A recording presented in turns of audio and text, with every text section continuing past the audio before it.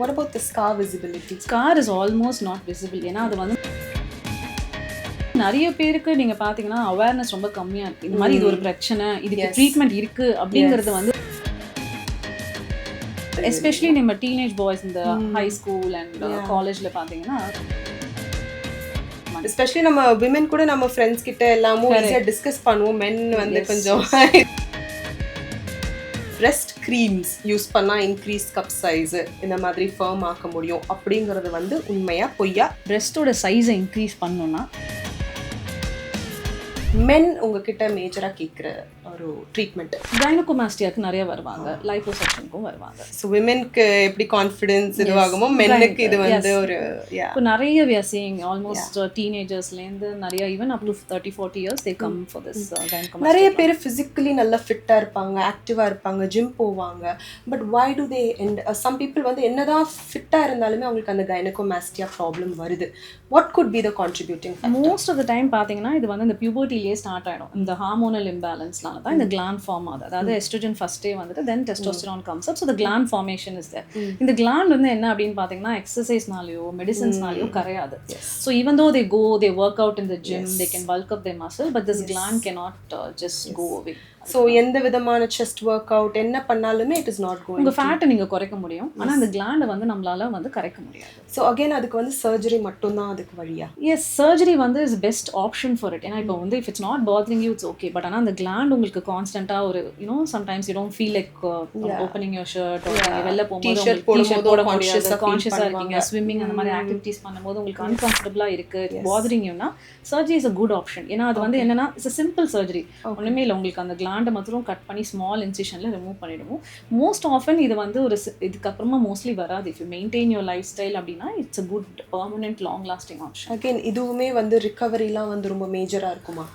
Recovery பொறுத்த வரைக்கும் within a week you can get back to your routine work. Only thing is நீங்கள் chest muscle work அவுட்லாம் வந்து ஒரு 6 to 8 weeks ரெஸ்ட்ரிக்ட் பண்ணிக்க வேண்டியிருக்கும். ஏன்னா ஃபுல் ஹீலிங்காக. மற்றபடி ஃபிசிக்கல் ஆக்டிவிட்டி அதெல்லாம் நீங்கள் பண்ணலாம். There is no bed rest. It's a simple day care procedure. அன்றைக்கே வீட்டுக்கு போயிடுவீங்க. நீங்கள் ரொட்டீன் ஒர்க்லாம் ஒரு 4-5 டேஸ்லேயே ஆரம்பிச்சிடலாம். Okay, what about the scar visibility? Scar is almost not visible. ஏன்னா அது வந்து நம்ம அந்த நிப்பிள் ஏருவலாக இருக்கலாம் அந்த இடத்துல போடுவோம். It's almost hidden in that area. அந்த பிக்மெண்டேஷன்லேயே அது கரெக்டாக வந்து உட்காந்துரும்.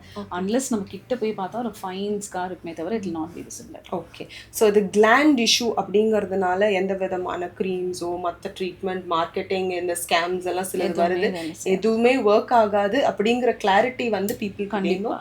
அண்ட் இது டயட்லாம் கூட மாற்ற முடியுமா? டயட்னால கூட இது ஒன்றும் பெருசாக அஃபெக்ட் ஆகும். Once it's form the gland அதை வந்து கரெக்கிறது ரொம்ப கஷ்டம். ஸோ ப்ரீ பியூபர்ட்டி மாதிரினா அவங்க எதனா ஒரு விதமான டயட்டோ இல்லை ப்ரிவென்ஷனுக்கு எதனா பண்ண முடியுமா? ஒன்றும் இல்லை. ஒன்லி திங் இஸ் இந்த ஸ்டெராய்ட்ஸ் அந்த மாதிரி எதாவது எடுத்துக்கிறோன்னா அதை வேணால் அவாய்ட் பண்ணலாம். ஓகே, ஸோ இது ப்ரீ பியூபர்ட்டியில் மட்டும் தானா இல்லைனா லேட்டர் ஸ்டேஜஸ்லையுமே அவங்க ஸ்டெராய்ட்ஸ் இந்த மாதிரி எல்லாம் எடுத்து? ஸ்டெராய்ட்ஸ் மட்டும் இல்லாமல் சம்டைம்ஸ் சில மெடிகேஷன்ஸோட சைட் எஃபெக்ட்ஸ்னால கூட இந்த கிளாண்ட்ஸ் வரலாம். அண்ட் சம்டைம்ஸ் இந்த லிவர் டிசீஸ் ஒரு கிட்னியில் அந்த மாதிரி ப்ராப்ளம் இருக்கும்போதும் இது செகண்டரியாக டெவலப் ஆகுது. ஓகே, ஸோ அப்போ வந்து இந்த பேசிக் அந்த நீங்கள் ஒர்க் அப் பண்ணும்போது உங்களுக்கு அது எதனால அப்படிங்கிறது தெரிஞ்சிடும். ஸோ அப்போ அந்த பேசிக் இதை ரெக்டிஃபை பண்ணிட்டா அவங்களுக்கு ரிவர்சலுக்கு பாசிபிள் இருக்கா?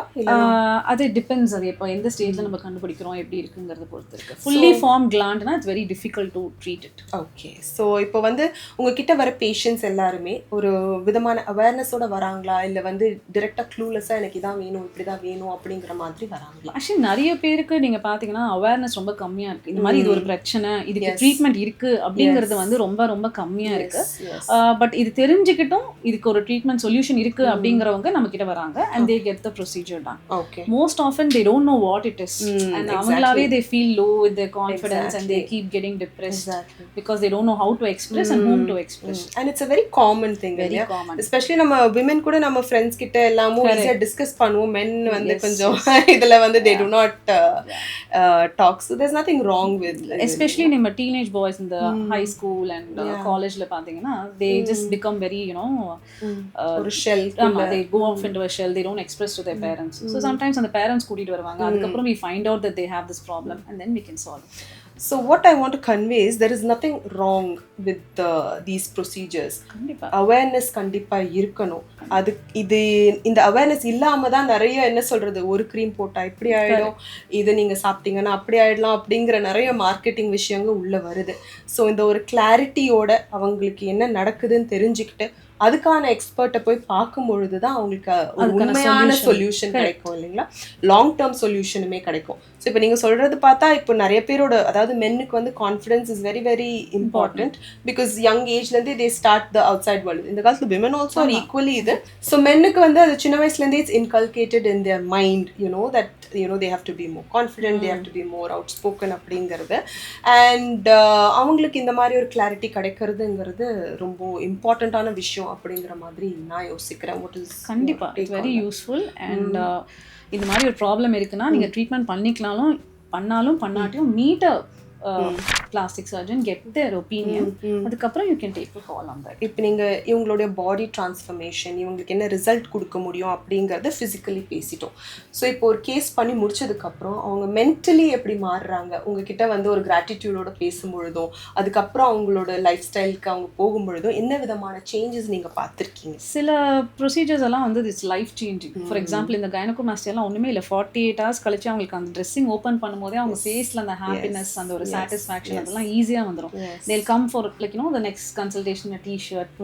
That shows how their confidence is improved. Same with women. இப்போ ரொம்ப heavy breast இருக்கு அப்படின்னா உடனே அந்த weight போயிடுச்சு அப்படின்னா they feel so good about it. இதெல்லாம் வந்து அதான் it's not always about just cosmetic. Functional நம்ம ஒரு problem solve பண்ணும்போது they feel very happy. Yes, and mentally அவங்களுக்கு ஒரு boost கிடைக்குது definitely, and that reflects in their appearance, in their work, everything it reflects இல்லையா. ஓகே, ஸோ இவ்வளோ நேரம் நம்ம கேசஸ் பற்றி பார்த்துட்டோம். ஸோ கேஸ் பற்றி விட்டுட்டு நீங்கள் பண்ண கேசஸ்லேயே one or at least few cases வந்து would be close to your heart இல்லையா? ஸோ அந்த மாதிரி எதனா ஒரு கேஸ் சொல்லுங்கள். ஸோ ஆக்சுவலி ஒரு 1 year பேக் என்னன்னு பார்த்தீங்கன்னா ஒரு 30-year-old மேல் வந்திருந்தாரு. he had come with his parents. அவர் வந்து is in a good job work பண்ணிட்டு இருக்காரு. பட் ஆனால் he was refusing to get married and he was not telling his parents என்ன விஷயம் அப்படிங்கிற மாதிரி ஒரு மாதிரி ரொம்ப டிப்ரெஸ்டாக இருந்தார். ஸோ அவரை வந்து ஆக்சுவலாக வந்து அவங்க பேரண்ட்ஸ் வந்து ஒரு சைக்கியாட்ரிஸ்ட்டு கூப்பிட்டு போயிருந்தாங்க. who is a friend of mine, the psychiatrist. So he referred the boy to me. And actually என்ன இருந்ததுன்னு பார்த்தீங்கன்னா he had grade 3 grade 4 gynecomastia இருந்தது அவருக்கு. So he was feeling very embarrassed. அவருக்கு அது என்னன்னு தெரியல, அது பற்றின அவேர்னஸ் இல்லை, அப்பா அம்மா கிட்ட எப்படி சொல்றதுன்னு தெரியல. So he was constantly avoiding and he was cutting off his friends and all that stuff. And the parents also couldn't understand. Yeah, they also didn't understand. But the minute we made the diagnosis they were very supportive. So நம்ம வந்துட்டு அவங்களுக்கு அந்த procedure பண்ணோம். Procedure பண்ணி முடிச்சுட்டு he was extremely happy. அவருக்கு அந்த problem solve ஆயிடுச்சு. அவங்க பேரண்ட்ஸும் ரொம்ப ஹாப்பியா இருந்தாங்க. And I think within 6 months to 9 months he also got married. வந்தாங்க பேரண்ட்ஸ் அண்ட் அவங்களும் சேர்ந்து வந்து இன்வைட் பண்ணியிருந்தாங்க. It was a very happy that was of course ஒரு life altering thing. Okay, that's nice. So அவங்க திரும்ப வந்து உங்ககிட்ட இன்ஃபார்ம் பண்ணிருக்காங்களா? கண்டிப்பா. ஸோ இந்த மாதிரி தான் ஆனால் ஆக்சுவலி ஒர்க்ல வந்து நமக்கு ஒரு ரெஸ்பான்ஸ் கிடைக்கும் பொழுது we feel more motivated. very motivating. So myths versus facts இது நம்ம கொஞ்சம் கிளாரிட்டி கொடுத்துடலாம்.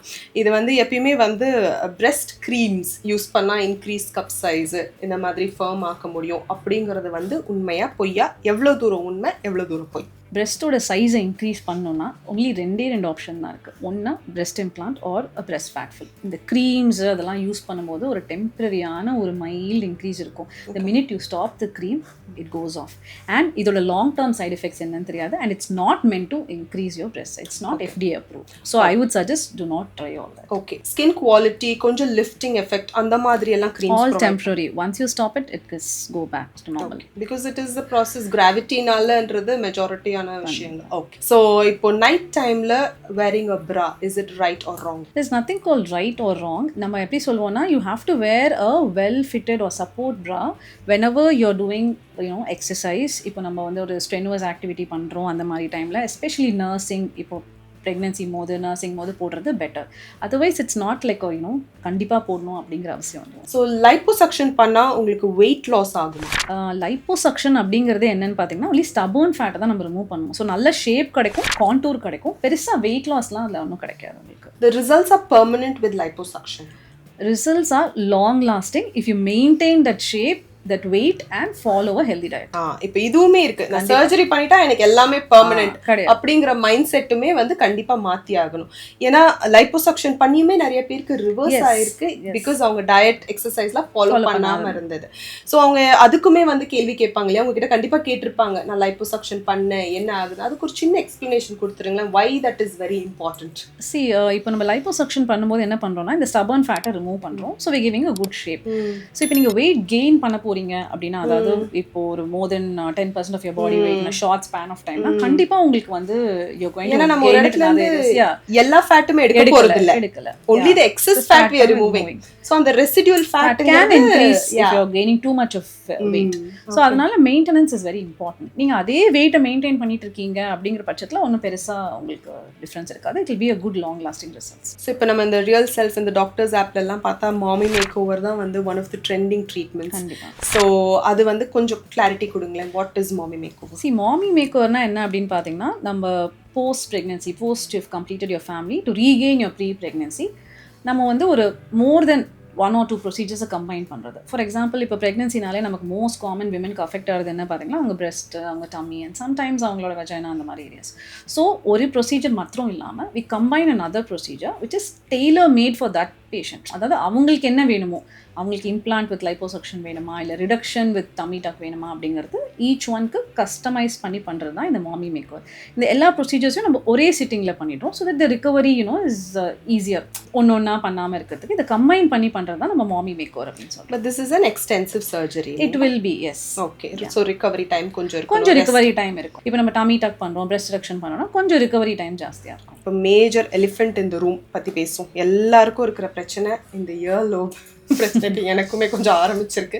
ஸோ இது வந்து இப்போது ரீல்ஸில் இந்த கண்டென்ட்ல எல்லாம் பார்த்தீங்கன்னா ஒரு க்ளூ எடுத்து அப்ளை பண்ணுறாங்க, இமீடியட்டாக வந்து சரியாயிடுது. How far is that real? Earlobe repair பொறுத்த வரைக்கும் lot of things and people are very confused. So இப்போ நம்ம க்ளூ அப்ளை பண்ணோம்னா கூட அந்த ஏரியாவை நம்ம வந்து ட்ரிம் பண்ணணும். அதாவது அந்த இடத்த கட் பண்ணிவிட்டு அதுக்கப்புறமா தான் க்ளூ அப்ளை பண்ணணும். ஜென்ரலாக வாட் we do is அதை ட்ரிம் பண்ணிவிட்டு we put stitches. And I've been doing this for almost more than 10-12 years and it's been very good results. நீங்க வந்து ஒரு 14 daysல அந்த sutures remove பண்ணிட்டு by 4 to 6 weeks you can re-pierce the ear. இந்த glue வந்து இப்போ for example நீங்க life style மாத்திக்க போறது இல்ல, திருப்பியும் நீங்க heavy earrings தான் போட்டுக்க போறீங்க, அந்த மாதிரி பட்சத்துல it may not be long lasting. So சில இதுல கண்டென்ட்ல பாத்தீங்கன்னா glue போட்டு இமிடியேட்டாவே pierce பண்றாங்க. Is that even possible? See, அதான் நீங்கள் அந்த மாதிரி பண்ணும்போது என்ன ஆகுனா அந்த ஏரியா கொஞ்சம் வீக்காக இருக்கும். So I always prefer to wait for அட்லீஸ்ட் 4 to 6 weeks பிஃபோர் ரீபியர்சிங். அதே இடத்துல நம்ம பண்ண போகிறோம் அப்படின்னா allow it to heal, strengthen and then you pierce the earrings. Again இதுவுமே வந்து ஒரு கிளினிக்ல நார்மலா உட்காந்து பண்ற ப்ரொசீஜர் கிடையாது. கிளினிக்ல பண்ணனாலும் கிளினிக்ல வந்து ஒரு ஆப்ரேஷன் தியேட்டர் மாதிரி ஒரு ஸ்டெரைல் ஏரியால பண்றது தான் பெட்டர். ஓகே, கண்டிப்பா. ஸோ இதுலயுமே வந்துட்டு ஒரு டவுன் டைம், அதாவது இயரிங்ஸ் இவ்வளோ நாள் போடக்கூடாது அப்படிங்கிற மாதிரி எல்லாம் இருக்கு இல்லையா? ஆமா, ஐ would suggest at least 4 to 6 weeks to wait and then re-pierce. So அந்த சூச்சர்ஸ் வந்து 4 to 6 சூச்சர்ஸ் வந்து 2 weeksல ரிமூவ் பண்ணிடுவோம். நம்ம இயர் பியர்சிங் வந்து ஒரு 6 weeksல பண்ணிக்கலாம். ஸோ டில் தென் வந்து எந்த விதமான ஸ்கார்ஸ் எல்லாமே விசிபிளா இருக்குமா? ஸ்கார் ரொம்ப ரொம்ப மினிமலா இருக்கும். and anyway once you wear the earring it will be covered in that scar. So அதுக்கப்புறம் பியர்ஸ் பண்ணும்பொழுது the result will be longer lasting. Yes, ஆனா என்னன்னா கொஞ்சம் நம்ம ரொம்ப ஹெவி இயரிங்ஸ் போடுறது, இந்த ட்ராப் இயரிங்ஸ் மாதிரி இருக்கிறதுலாம் கொஞ்சம் அவாய்ட் பண்ணிக்கணும். அதாவது வேணுங்கிற போது மாத்திரம் போட்டுட்டு கண்டினியூஸாக போடாமல் லைட் வெயிட் ஜுவல்லரி போடும்போது the results will be even more longer lasting. So இப்போ பிளாஸ்டிக் சர்ஜரி அப்படின்னு வரும்பொழுதே டிசையரா நெசசிட்டியா இந்த ஒரு கன்ஃபியூஷன் வந்து நிறைய இருக்கு. ஐ ஃபீல் சர்டன் ப்ரொசீஜர்ஸ் வந்து நெசசிட்டின்னு, சிலது வந்து desire. If it is boosting your confidence, your mental health, your overall performance in life, yes of course go for இட்னு. அதை தவிர்த்து ஃபங்க்ஷனலாக சில ட்ரீட்மெண்ட்ஸ் வந்து ஹெல்ப்ஃபுல்லாக இருக்கும் இல்லையா, அதை பற்றி கொஞ்சம் சொல்லுங்கள். ஸோ இந்த ஃபங்க்ஷனலாக அப்படிங்கிறது வந்து நீங்கள் பார்த்தீங்கன்னா இப்போ ஃபார் எக்ஸாம்பிள் இப்போ ரொம்ப ஒரு ஹெவி டம்மி இருக்குது, அதாவது இப்போ அவங்களுக்கு டயாஸ்டசிஸ் ரெக்டஸ்ன்னு சொல்லுவாங்க, மசில்லாம் விரிஞ்சிருக்கும். எப்போ பார்த்தாலும் they look like they're pregnant even after their pregnancy. That's because their muscle is very weak. And then சில பேருக்கு பார்த்தீங்கன்னா டம்மியை ரொம்ப தொங்கி இருக்கும். ஸோ அவங்களுக்கு சில மூவ்மெண்ட்ஸ் பண்ணுறது கஷ்டமாக இருக்கும், ஒர்க் அவுட் பண்ணுறது கஷ்டமாக இருக்கும், பேக் பெயின் இருக்கும். சில விமன் பார்த்தீங்கன்னா ரொம்ப ஹெவி பிரெஸ்ட் இருக்கும், shoulder pain, strap pain, constant pain they'll be in. So இதெல்லாம் வந்து நீங்கள் பார்த்தீங்கன்னா it's more of a functional, அதாவது அவங்களோட டே டு டே ஆக்டிவிட்டீஸே அதை அஃபெக்ட் பண்ணுது. ஸோ இதில் வந்து நமக்கு வந்து டிசைரை விட இது நெசசிட்டி தான் is main thing for them. Yes, so இதெல்லாமே வந்து there is nothing wrong Nothing with wrong. In getting fact, the it gives them so much of physical benefits in the surgery பண்ணும்போது அவங்களுக்கு. So thank you Dr. Bharathi for your time. இன்னைக்கு I think a lot of clarity நிறைய பேருக்குமே கிடைச்சிருக்கும்னு நினைக்கிறேன். Plastic சர்ஜரினாலுமே வந்து it's a very external thing அப்படிங்கிற மாதிரியான ஒரு மிஸ்கன்செப்ஷன் நிறைய பேருக்கு இருக்கு. பட் இப்போ நம்ம வந்து கொஞ்சம் ஒரு அவேர்னஸ் வந்திருக்கு அண்ட் இன்னமும் மோர் டு கோ. அதாவது இப்போ நீங்கள் சொன்ன மாதிரி நிறைய ப்ரொசீஜர்ஸ் வந்து அவங்களோட டே டு டே ஃபங்க்ஷனாலிட்டியே வந்து அஃபெக்ட் பண்ணக்கூடிய இஷ்யூஸை வந்து ரெக்டிஃபை பண்ணுது. ஸோ அதனால இதெல்லாமே ரொம்ப ஹெல்ப்ஃபுல்லான விஷயங்கள். நிறைய பேருக்கு அது தெரியாமலே அவங்க வந்து டே டு டே ஆக்டிவிட்டீஸில் கஷ்டப்பட்டுட்டு இருக்காங்க. ஸோ அப்படி ஒரு ப்ராப்ளம் இருக்கப்போ அதுக்கான கரெக்ட் சொல்யூஷனை தேடி போகிறது தப்பே கிடையாது. ஆனால் கரெக்டான எக்ஸ்பர்ட்டையும் தேடி போகணும் அண்ட் கரெக்டான ஹாஸ்பிட்டல் செட்டிங்கில் அவங்க அந்த ப்ரொசீஜர்ஸ் எல்லாம் எடுத்துக்கணும். அதுதான் அவங்களோட ஹெல்த்துக்கு நல்லது அண்ட் ரிசல்ட் வைஸுமே அவங்களுக்கு பெட்டராக இருக்கும். So to you have anything else that you want to say? So முன்ன மாதிரி இல்லாமல் பிளாஸ்டிக் சர்ஜரி அப்படிங்கிறது ஒரு ஸ்டிக்மாவாக கன்சிடர் பண்ணாமல் உங்களுக்கு இந்த இஷ்யூஸ்லாம் இருக்குன்னா இதை பற்றி நான் ஃபஸ்ட்டு அவேர்னஸ்க்கு நீங்கள் கொண்டு வரணும். அதுக்கு அடுத்து you meet a board certified plastic surgeon. இதை ஏன் நான் எம்ஃபசைஸ் பண்ணுறேன் அப்படின்னு பார்த்தீங்கன்னா கிரெடென்ஷியல்ஸ் இஸ் வெரி இம்பார்ட்டன்ட். நீங்கள் கரெக்டான பர்சன் கிட்ட இதை பண்ணிக்கணும், கரெக்டான இடத்துல இதை பண்ணிக்கணும் அண்ட் அதுக்கு முன்னாடி இதுக்கு நீங்கள் ரைட் கேண்டிடேட்டா அப்படிங்கிறத தெரிஞ்சுக்கணும் and you should be prepared for it physically and mentally. So உங்களுக்கு இந்த ப்ராப்ளம் இருக்குது அப்படின்னா இதுதான் தீர்வு அப்படிங்கிறது கிடையாது. But it's always okay to seek for help and get the help if required. So thank you for your time doctor Bharathi. இப்போ நிறைய பேருக்கு நிறைய கிளாரிட்டி வந்திருக்கும்னு நினைக்கிறேன். ஸோ வேற எந்த டவுட்ஸ் உங்களுக்கு பிளாஸ்டிக் சர்ஜரி பொறுத்த வரைக்கும் இருந்தால் நீங்கள் கமெண்ட் பண்ணுங்க. டெஃபினட்டாக we will connect once again.